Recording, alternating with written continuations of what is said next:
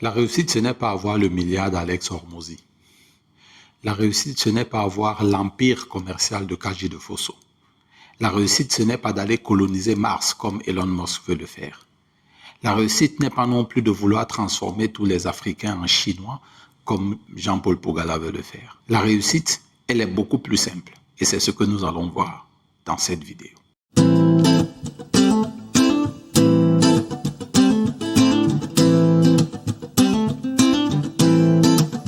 On n'a pas besoin d'avoir les 2 milliards d'abonnés de Mark Zuckerberg pour estimer que nous avons réussi. On n'a pas besoin non plus d'inonder l'Afrique de cimenterie ou bien de devenir le futur cimentier de l'Afrique comme Aliko Dangote pour estimer que nous avons réussi.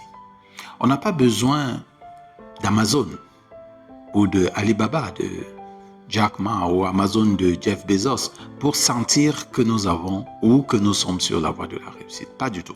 Tous les cas et tous les éléments que je viens de vous citer, vous les connaissez, vous les reconnaissez même d'ailleurs, mais ça entre dans le cadre de ce que moi j'appelle la dictature de l'hyperperformance. Et cette dictature, nous la subissons tous les jours. Nous sommes littéralement bombardés par des images de voici comment la vie doit être, voici comment la réussite doit être. Et les projecteurs sont braqués sur ces personnes. Kaji de Fosso, Alex Hormozy, tout ce que vous connaissez là, toutes ces grandes personnes qui ont réussi. Je n'ai pas besoin d'être Michael Jackson ou bien Usher ou bien je ne sais pas quel autre célèbre joueur comme Lionel Messi ou Rafael Nadal pour estimer que j'ai réussi. La réussite est beaucoup plus simple. Et ce que nous allons voir dans cette vidéo, on va utiliser un livre très simple, très petit, très court, environ 150 pages, qui va droit au but, qui va nous prouver que nous n'avons pas besoin de tout cela pour réussir notre vie. Et ce livre, c'est le livre « Je suis Kunta » de Ricardo Kanyama.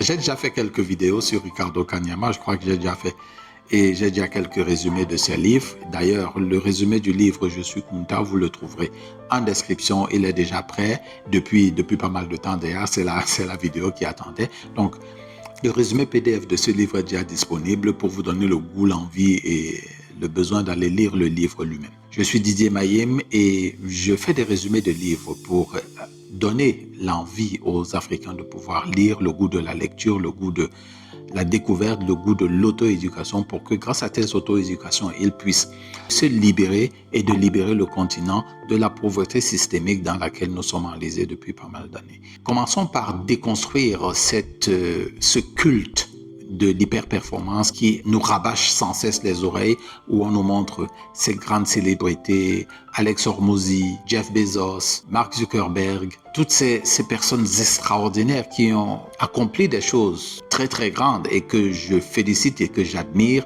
mais qui ne devraient pas être la vitrine que nous devons regarder pour faire décoller l'Afrique. Alors, commençons l'exploration avec une idée. Le livre Kunta a été écrit à la suite du fait que Ricardo Kanyama a regardé le film Kunta Kinte. C'était une série dans les années 80, il me souvient, et que j'avais regardé avec passion et avec beaucoup de rage. Et ici, avec le recul, la façon dont Ricardo Kanyama représente cet opus a été extrêmement magnifique. Mais la partie qui nous intéresse dans le point que nous allons suivre maintenant, c'est dans ce film, les nègres, comme vous savez, les noirs, on interdisait toute éducation aux Noirs. D'ailleurs, j'ai fait quelques vidéos à ce sujet. Allez regarder cette vidéo. Cette vidéo s'affiche en bas quelque part. Et il fallait trouver une raison valable de ne pas enseigner les nègres.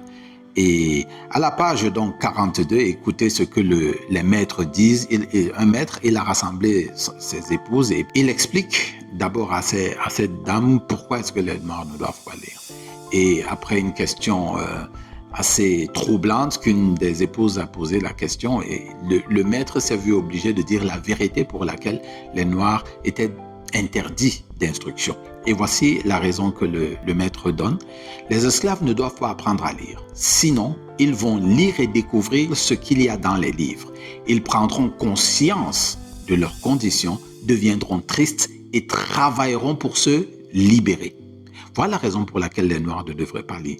Mais malencontreusement, aujourd'hui, et ça c'est à la page 43, je continue la lecture. Aujourd'hui, de millions de gens qui ont passé des années à apprendre à lire et à écrire ne lisent parfois aucun livre une fois un titre universitaire obtenu.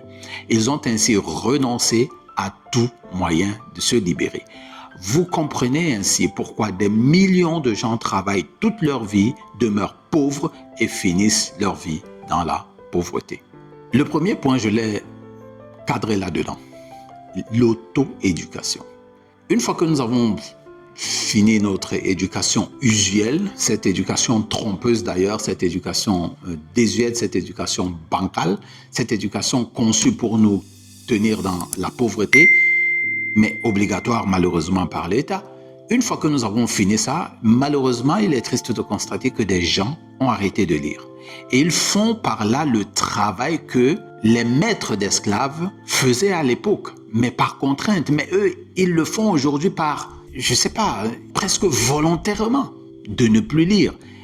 Il faut plutôt déjà la première étape pour donc sortir de cette société de l'hyperperformance ou bien ce culte de l'hyperperformance. La première chose qu'il faut faire, c'est de prendre conscience du fait que quand nous ne lisons pas, quand nous ne découvrons pas les choses qui sont dans les livres, nous ne pouvons pas travailler à nous libérer.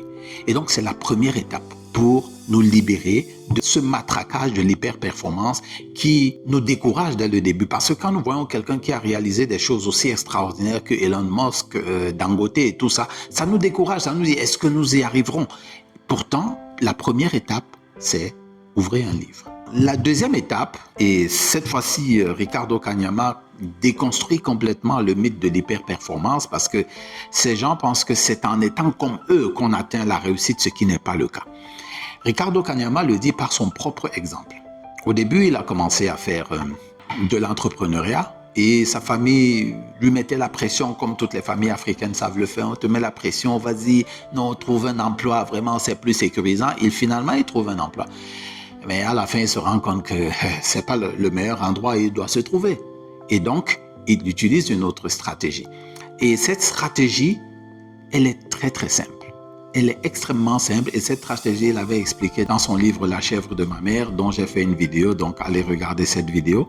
Mais pour la vidéo actuelle, nous allons aller à la page 129 pour nous rappeler quel est ce petit secret que nous pouvons commencer à faire pour neutraliser cette histoire de l'hyperperformance qu'on nous vend avec toutes ces célèbres personnes qu'on nous montre comme des exemples à suivre, qui, évidemment, pour ma part, ne devraient pas être nos exemples à suivre.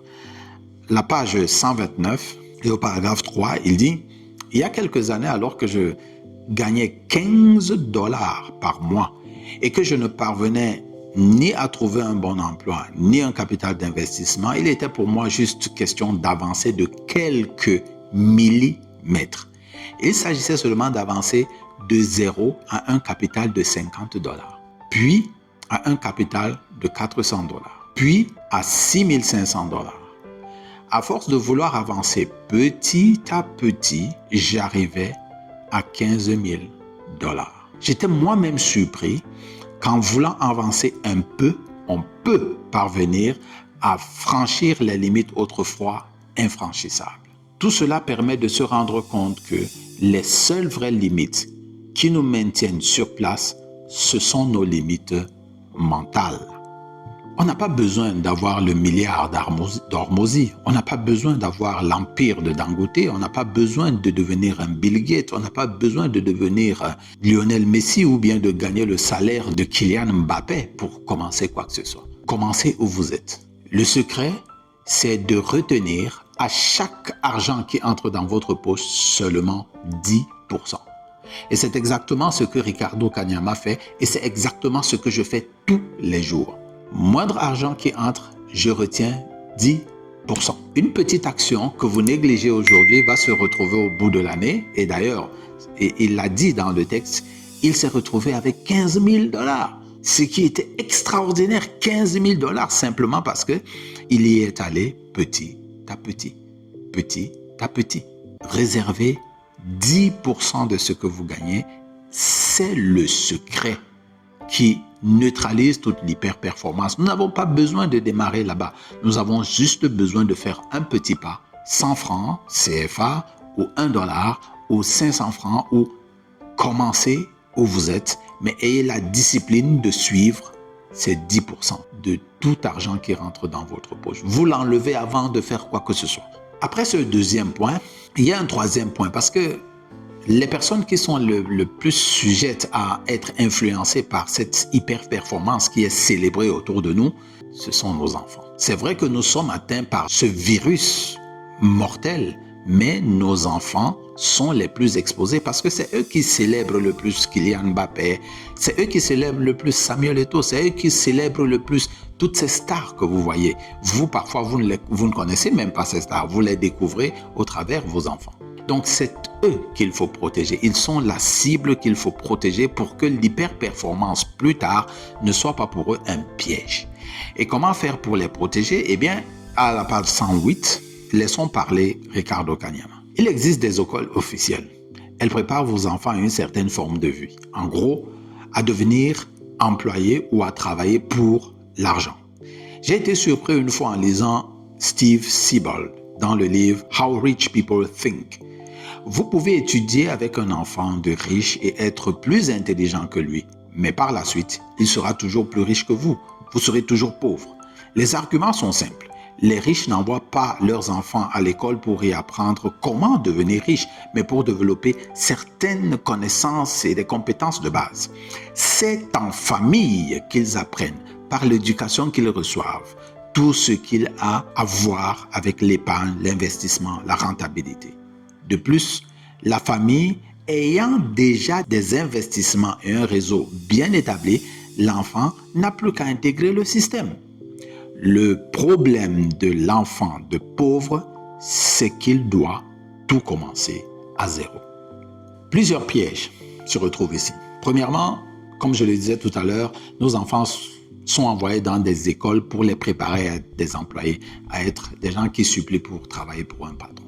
Deuxièmement, à la maison, nous-mêmes en tant que parents, nous n'avons pas l'habitude de l'épargne ni de l'investissement, donc nous ne pouvons pas le leur transmettre.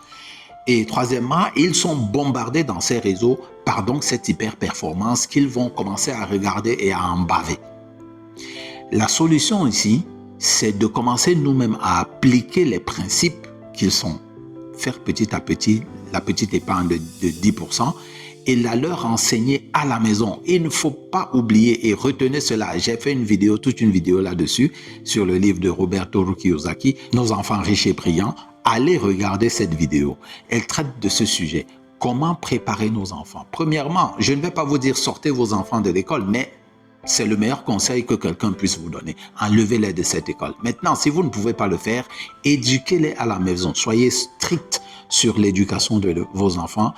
Apprenez-leur par votre exemple que vous-même vous épargnez 10% et que vous êtes tous les jours en train de lire, en train d'apprendre, en train d'étudier parce que c'est l'auto-éducation qui va vous permettre de ne pas être sujet à ces affabulateurs qui nous présentent toujours tous ces magnats de la finance comme étant des exemples à suivre. Ce ne sont pas forcément des modèles à suivre. Vos modèles, ce sont des gens qui ont commencé petits, comme Ricardo Kanyama, comme tout Africain qui a commencé petit et petit à petit, il s'est bâti une vie de sécurité, une réussite telle qu'il la conçoit.